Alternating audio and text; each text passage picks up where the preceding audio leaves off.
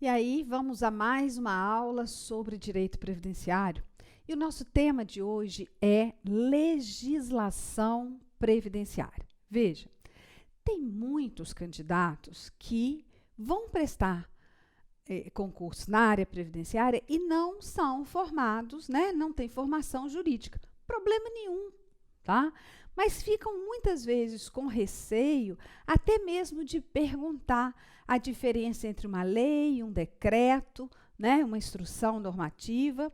E além disso, né, quer dizer, para tirar essa vergonha de vocês, para tirar esse medo da legislação, é necessário que vocês também saibam a diferença, né? Cada uma, o que pode fazer, o que pode trazer ou não. Então, conte comigo.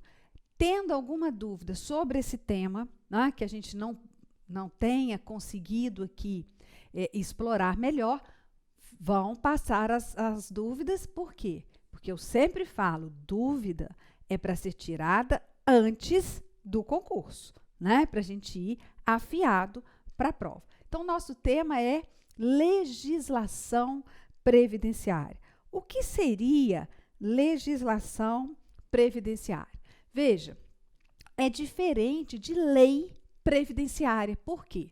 Porque a legislação previdenciária, ela é formada por um conjunto de normas e atos administrativos referentes ao funcionamento do sistema securitário ou do sistema previdenciário, propriamente dito. Então, nesse conjunto de normas e atos, né, nessa legislação previdenciária, nós temos as leis, as medidas provisórias, os tratados internacionais, os decretos e as chamadas normas previdenciárias. Então, na verdade, quando eu digo lei previdenciária, é lei no sentido estrito. Quando a gente diz legislação previdenciária, é um conjunto, né, de normas que vão tratar daquela matéria. Legislação penal, a mesma coisa, né, legislação civil. Então, nós temos na legislação previdenciária vários atos normativos, como leis, decretos, instruções normativas, ordens de serviços, portarias, tratados internacionais que versam sobre a matéria. Então, isso tudo compõe o que a gente chama de legislação previdenciária. Agora, se nós temos esse conjunto de leis, medidas provisórias, etc., vamos estudar cada uma delas. Primeiro, nós temos a lei maior, né? A nossa Constituição, que é a Carta Magna. Ela, no seu artigo 22, inciso 23, outorga competência legislativa privativa para a União legislar sobre seguridade social, elaborando normas sobre o sistema securitário. Então, a competência para legislar sobre seguridade social, ela é privativa da União. É a União que vai legislar sobre o sistema de seguridade social no Brasil. Só que a própria Constituição, ela autoriza, veja, ela autoriza que lei complementar, né, possa autorizar os estados e o Distrito Federal a legislar sobre o tema. Como assim? Então, eu tenho a Constituição Federal dizendo que é a União que vai legislar sobre seguridade social, sim. Mas a própria Constituição fala assim, olha, pode haver uma lei complementar, né? A lei complementar da União, que autorize quem? Estados e o Distrito Federal a legislarem sobre o tema de seguridade social.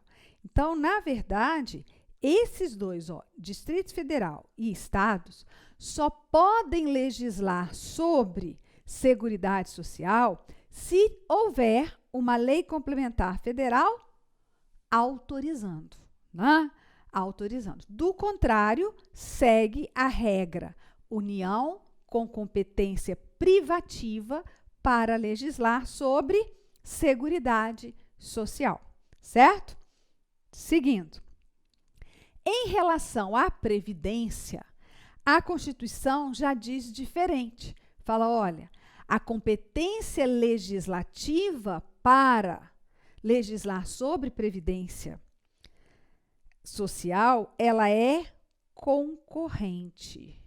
O que quer dizer legislar concorrentemente, né, sobre Previdência Social?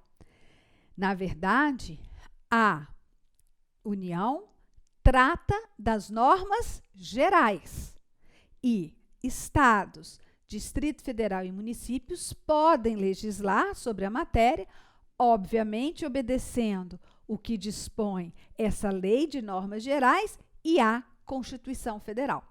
Por exemplo, nós temos que os estados criaram o seu próprio regime de previdência. O regime que ampara os seus servidores públicos que ocupam cargo efetivo. Sim. Então, ele está, ao criar, ao instituir o regime próprio para os seus servidores, ele está legislando sobre previdência social. Mas ele obedece o que está disposto na Lei de Normas Gerais sobre regimes próprios de previdência, que é a Lei 9.717, nós vamos ver isso mais para o futuro, e também o que dispõe a Constituição Federal. Então, Seguridade Social, competência privativa da União. Previdência, competência concorrente, tá? Eles vão legislar concorrentemente, mas observando na competência concorrente as normas gerais ditadas pela União. Seguindo, nós falamos que a lei previdenciária, que a legislação previdenciária, ela é um conjunto de normas e atos normativos, né? Atos administrativos que vão tratar da matéria. E lá dissemos que tem as leis, as medidas provisórias, os decretos, etc. Então, em termos de lei, o que é uma lei, né? É um ato elaborado por quem? Em regra, pelo poder legislativo, né? Ela é a fonte primária de obrigações e direitos. Sim, é através da lei que se criam direitos e obrigações.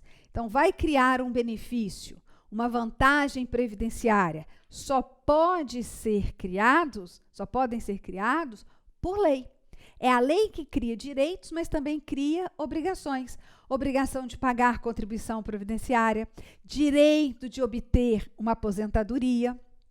Ah, mas a Constituição fala das regras a serem obedecidas para a concessão de aposentadoria, nos termos da lei. Então, quem institui direito ao benefício de aposentadoria é a lei, né? É a lei através do poder legislativo. Então, veja aí, ao poder legislativo cabe criar e disciplinar o sistema de seguridade social trazido pela Constituição de 88. Cabe à União, repita-se, elaborar as leis sobre a organização da Seguridade Social. E é isso mesmo. Você tem, por exemplo, a Lei 8080, né, que é a Lei Orgânica da Assistência, Lei Orgânica da Saúde. A Lei 8.742, a Lei Orgânica da Assistência Social. A Lei 8.213, a lei que cria, que institui a Previdência Social através do regime geral de previdência. A Lei 8.212, que institui o sistema de quê? De custeio da Seguridade Social. Então, a União, né, através dessas leis, ela vai criar direitos e obrigações no âmbito da Seguridade Social. E de acordo com o artigo 59 da Constituição Federal de 88, as leis são classificadas em ordinárias, complementares ou delegadas. Então, nós temos 3 tipos de leis, segundo a Constituição brasileira: lei ordinária, complementar e delegada. A lei ordinária é aquela em que precisa para ser aprovada, né, no Poder Legislativo pela maioria simples dos votos dos membros presentes na Casa Legislativa no dia da votação. Então, quando você ouve, não foi aprovada, você tem que primeiro perguntar: a discussão ali para aprovação era de uma lei ordinária ou de uma lei complementar? Se for de uma lei ordinária, basta a maioria simples dos votos de quem estava naquele momento da votação para aprovar a lei. Então, se eu tenho ali, vamos supor no Senado, né? Se eu tenho ali 3 vezes 27, e agora? São 27 vezes 3 senadores, né?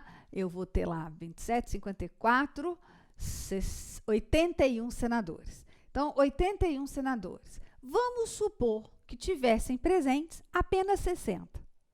Com 31 votos, o Senado aprova a lei ordinária. Por quê? Porque ele precisa da maioria simples dos votos. Já no caso da lei complementar, para que ela seja aprovada, é necessário que tenhamos a maioria absoluta dos membros da Casa Legislativa. Maioria absoluta é dizer que nós temos que ter metade mais 1, né, do número dos membros da Casa. Então, se eu tenho 81 senadores para aprovar uma lei complementar, eu preciso de pelo menos quanto? 42 votos.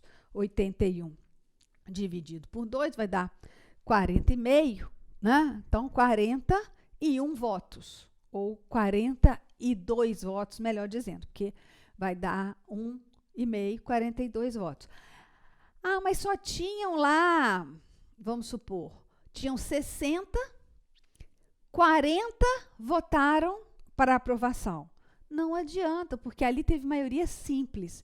E a lei complementar, eu preciso de maioria absoluta. Eu precisava dos 42 votos.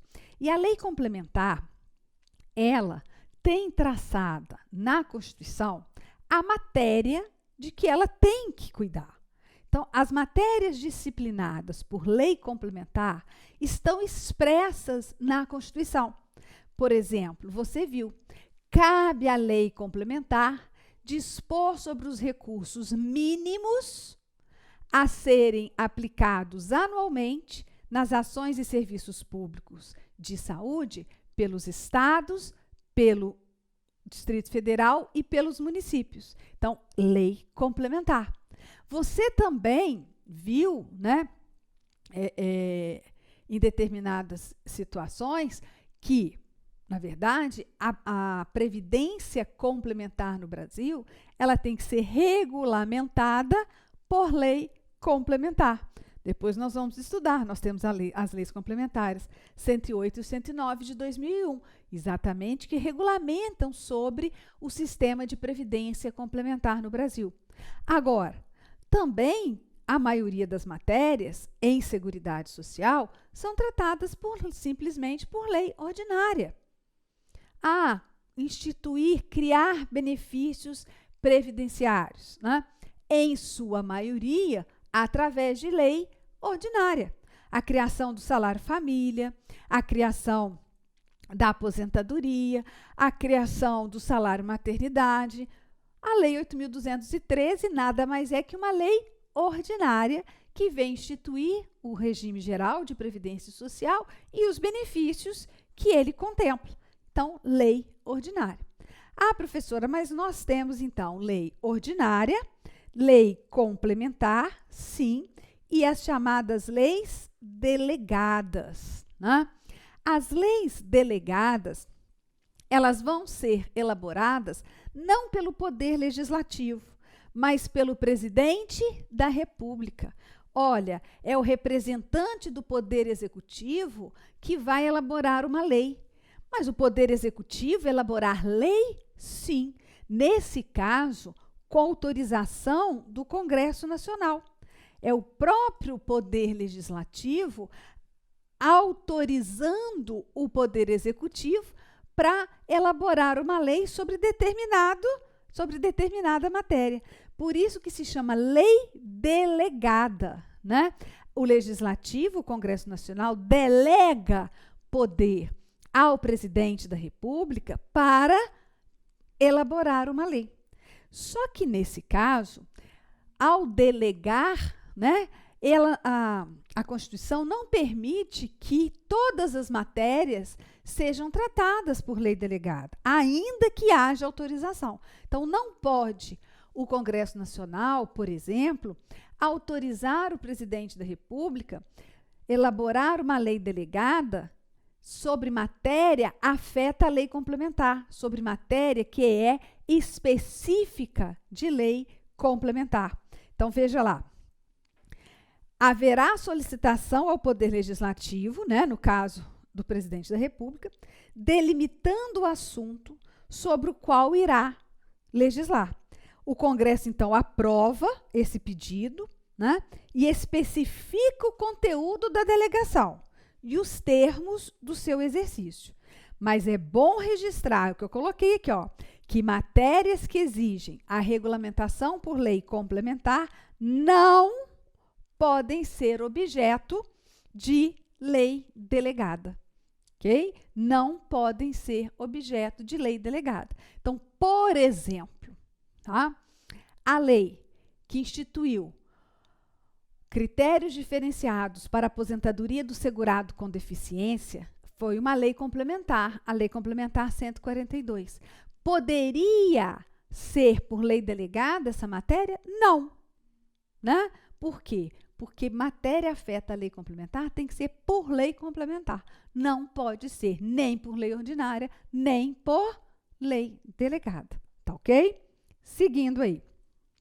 Nós temos a figura da medida provisória. Né? Nos bons últimos anos, porque, na verdade, o Poder Executivo se utilizou muito e se utiliza, né, desse ato normativo, da medida provisória. O que é a medida provisória? A medida provisória, segundo o artigo 62 da Constituição Federal, é um ato expedido pelo presidente da República, com força de lei. Segundo a Constituição, são matérias, né, relevantes e urgentes. Então, o presidente da República se vale da medida provisória, edita uma medida provisória, e depois essa medida provisória ela tem que o quê? Passar pela apreciação do Congresso Nacional. O Congresso Nacional ele pode rejeitar a medida provisória, ele pode aprovar a medida provisória, e aí ela se converte em lei, ou pode simplesmente deixar de apreciar no prazo. Aí, quando ela deixa de apreciar, a gente fala que a medida provisória caducou, né? Não houve tempo hábil para que o Congresso apreciasse aquela medida provisória. E também chamar a atenção que matéria reservada à lei complementar não pode ser objeto de medida provisória, tá? Medida provisória, então, tem força de lei e é ato do Poder Executivo, no nosso âmbito federal, no caso, o presidente da República. Pois bem, agora temos também como componente da legislação previdenciária os tratados internacionais. os tratados internacionais, que no caso vão versar sobre matéria securitária. Então, esses tratados são firmados, né, pelo presidente da República com os demais países signatários. Veja, o presidente da República firma esse tratado, mas o tratado ele precisa da aprovação do Congresso Nacional. E o ato normativo de aprovação do tratado internacional pelo Congresso Nacional se chama decreto legislativo. Então, através do decreto legislativo expedido pelo Congresso Nacional, se aprova um tratado internacional. Na Lei 8.212, que trata do custeio da Seguridade Social, nós temos o artigo 85A dizendo: os tratados, convenções e outros acordos internacionais de que Estado estrangeiro, o organismo internacional e o Brasil sejam partes e que versem sobre matéria previdenciária são interpretados como lei especial. Veja só, se entre o que dispõe a lei brasileira e o tratado internacional firmado entre o Brasil e um outro país, um país estrangeiro, tiver ali alguma dúvida, alguma divergência, vale, naquele caso concreto, o tratado, o disposto no tratado internacional, porque ele é considerado, ele é tratado como lei especial, tá? Como lei especial. Então, tratados internacionais que versam sobre matéria previdenciária são interpretados como lei especial. Nós temos também os decretos. E cuidado, o decreto, ele não é um ato que possa criar direitos e obrigações. O decreto, ele não vem do poder legislativo, aquele que tem a autorização, a competência de elaborar as leis. O decreto é um ato normativo expedido pelo poder executivo, pelo chefe do poder executivo. E para que ele serve? Ele serve para regulamentar as leis, mas não pode, né, ultrapassar o alcance dessas leis. Ele não pode criar direitos e obrigações, porque isso quem cria é a lei. Então, o decreto ele vai servir para o quê? Para regulamentar a lei. Então, ele é fonte primária da legislação previdenciária? Não. Ele é fonte secundária do direito previdenciário. Por quê? Porque a fonte primária, ela cria direitos e obrigações. Ela inova, né, no mundo jurídico. Já o decreto, não. Então, o decreto, você tem que guardar que o decreto, ele é fonte secundária. E a lei é fonte primária, né? Aqueles atos normativos que possam inovar o mundo jurídico, possam criar direitos e obrigações, sim, vão ser fonte primária. Aqueles que não, são fonte secundária. Como exemplo de decreto, nós temos o que temos que estudar a todo momento quando se fala em previdência. É o decreto 3.048, de 1999, que vai regulamentar duas leis, a Lei 8.213, a Lei de Benefício, e a Lei 8.212, que é a Lei de Custeio da Seguridade Social. Temos o decreto 6.214, que você também terá que estudar, que trata da regulamentação do benefício de prestação continuada da assistência social, instituído pela Lei Orgânica da Assistência Social. Olha que interessante. A Constituição Federal, lá no artigo 203, inciso 5, fala que é garantido o benefício no valor mensal de um salário mínimo ao idoso e à pessoa, ao portador de deficiência, que não tiver condições de prover a sua manutenção ou de tê-la provida por sua família, atendidos os requisitos da lei. A Constituição criou, instituiu o BPC da LOAS? Não. Ela simplesmente garante esse benefício desde que atendidos os requisitos da lei. Vem a Lei Orgânica da Assistência Social e institui esse benefício. Em 1993, a Constituição é de 88, institui esse benefício, lá nos seus artigos 20 e 21, o benefício da prestação continuada da assistência social ao idoso e à pessoa com deficiência. Sim, o decreto 6.214, ele regulamenta o benefício, né? Então, ele fala lá sobre a concessão, sobre os documentos que têm que ser apresentados, né? A parte de suspensão ou cessação do benefício. Então, veja, a Constituição garantiu, a lei criou, e o decreto regulamenta aquela lei. Tá ok? Então, só para exemplificar, para ficar mais claro na hora que você vai estudar. Porque você fala, meu Deus do céu, quantos artigos, milhões, isso tudo não é uma lei? Não, né? Cada ato normativo tem as suas condições, tem as suas especificidades, certo? Também compõe a legislação previdenciária as chamadas normas complementares.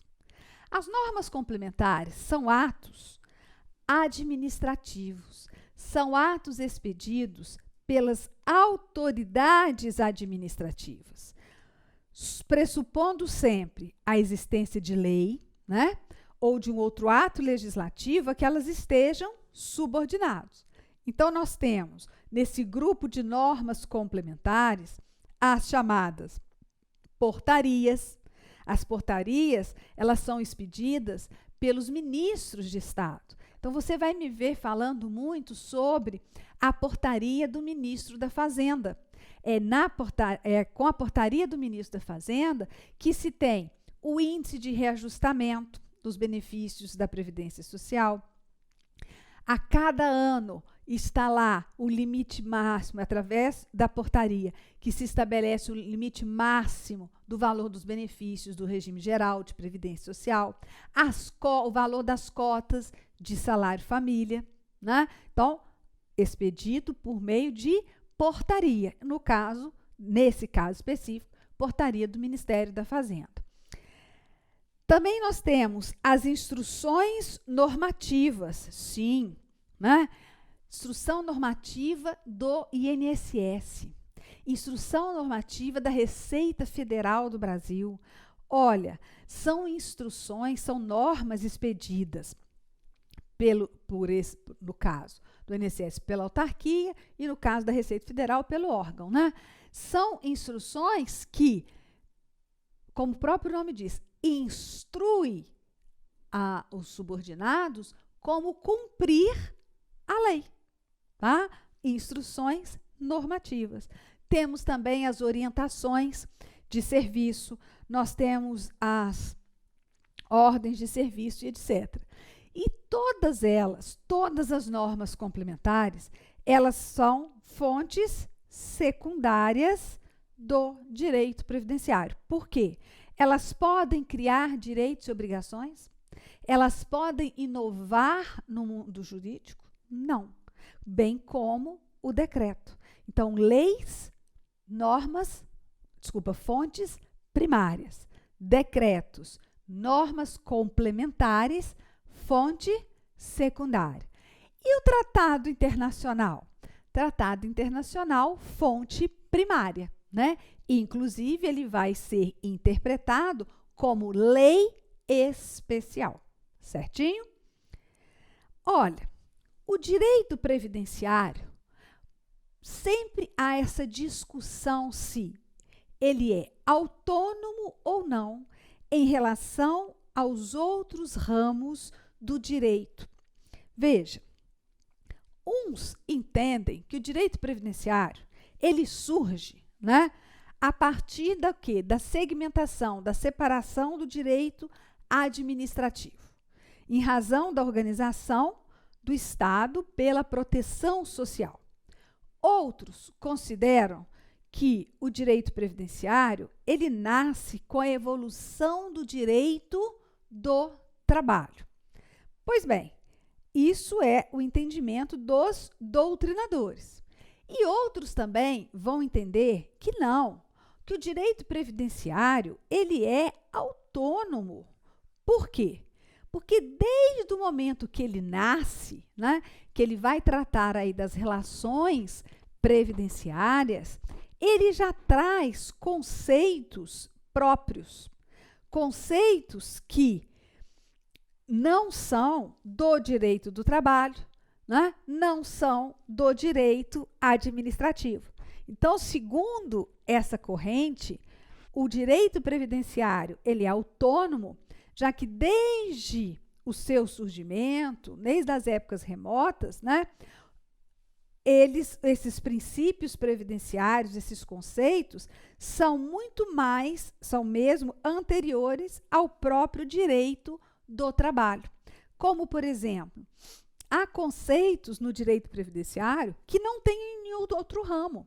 Salário de contribuição, salário de benefício, são conceitos específicos do direito previdenciário. Aí, segundo essa corrente, né, nós temos o quê? Que o direito previdenciário ele é autônomo em relação aos demais ramos do direito, tá? Agora vamos falar de um outro tópico, também ligado à legislação previdenciária. Quais são as fontes da legislação previdenciária? Né? De onde vem a legislação previdenciária? Nós temos as fontes primárias e as fontes secundárias. Então, as fontes do direito previdenciário, nós temos, em primeiro lugar, a Constituição Federal. Sim. As emendas constitucionais. Você também vai me ver falando sobre a emenda constitucional número 20, a emenda constitucional número 86, né? Então, vamos falar sobre as emendas. As leis, e aí são as complementares, como nós vimos, ordinárias ou delegadas, a medida provisória, o decreto legislativo. Poxa, mas decreto legislativo, sim. O decreto legislativo é o ato normativo expedido pelo Congresso Nacional.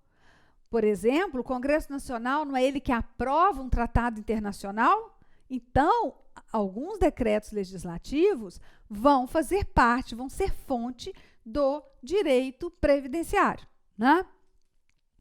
Nós temos resoluções do Senado Federal, atos administrativos e normativos, e também muitos entendem que, como fonte da legislação previdenciária, nós temos a jurisprudência dos tribunais superiores.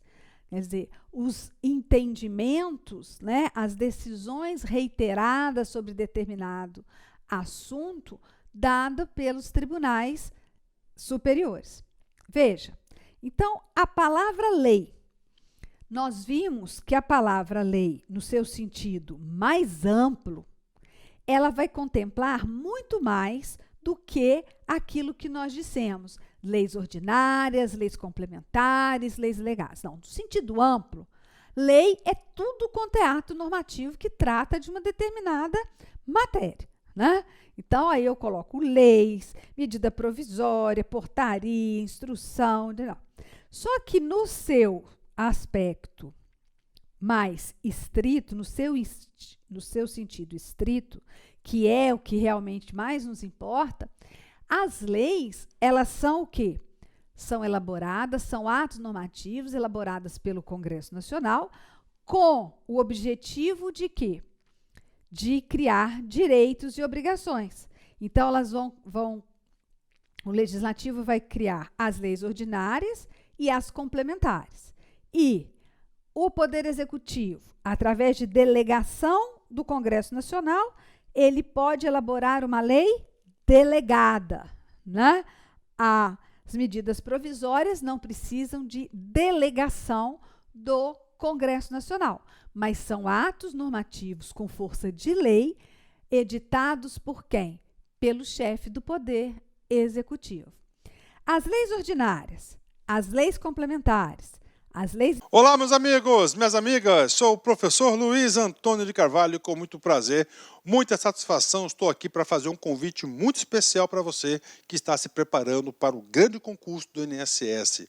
Nós aqui da Lá Concursos, nós estamos lançando a turma 2, isso mesmo, a turma 2, pré-edital do INSS. Se você ficar até o final desse vídeo, eu vou passar para você um caminho na qual você poderá assistir o nosso curso grátis, né? Para você não vai ter essas interrupções do professor Luiz Antônio. Então fique até o fim que eu vou passar o caminho na qual você pode estar assistindo a aulas grátis aqui na Lá Concurso, né? Então vem comigo, nós aqui da Lá Concurso, nós montamos um super curso pré-edital. Você pode ter certeza que este curso aqui para o INSS é o melhor custo-benefício da internet, um curso completaço, um curso de 6 meses. Durante 6 meses você terá direito a todas as atualizações de legislação e de conteúdo do site por apenas 10 parcelas de R$ 35,00. É uma grande oportunidade. O concurso do INSS em 2016, nós tivemos aí aproximadamente 1 milhão de inscritos, é isso mesmo, 1 milhão de inscritos, ou seja, é um concurso muito concorrido. E se você não estudar com antecedência, com planejamento e foco, você pode ter certeza que você será mais um na multidão. Bacana? Então, pré-edital turma 2 aqui da Lá Concurso, né? Professor, como é que eu faço para ter acesso aí às aulas inteiras, sem o corte do senhor, né? Então vem comigo, atendendo a pedidos aí. Nós estamos oferecendo aí um curso grátis do INSS por 7 dias. Durante 7 dias você vai poder assistir aí as aulas do nosso personal coach, né? Mas para isso tem aí algumas regrinhas, né? Primeiro, você tem que se inscrever no nosso canal do YouTube, né? E de preferência marcar aquele sininho para você ter a notificação das aulas, né? Nós temos alguns programas aí de audiência no YouTube. Entre esses programas de audiência, nós temos aí a playlist do INSS. Tem que curtir o vídeo do professor, né? Tem que curtir o vídeo do professor, tem que clicar no link na descrição, que nesse link na descrição vai direcionar para o site da Lá Concurso. Lá você vai ter que fazer um cadastro e você vai ter que inserir este código aqui. Esse código aqui tem tempo limitado, tá certo? Tem tempo limitado, que é INSS YouTube 05. Com isso, você vai ter direito aí a ter o curso grátis, sem interrupções das aulas, dos nossos professores da Lá Concurso. Bacana? Então, espero vocês. Um forte abraço. Tchau, tchau.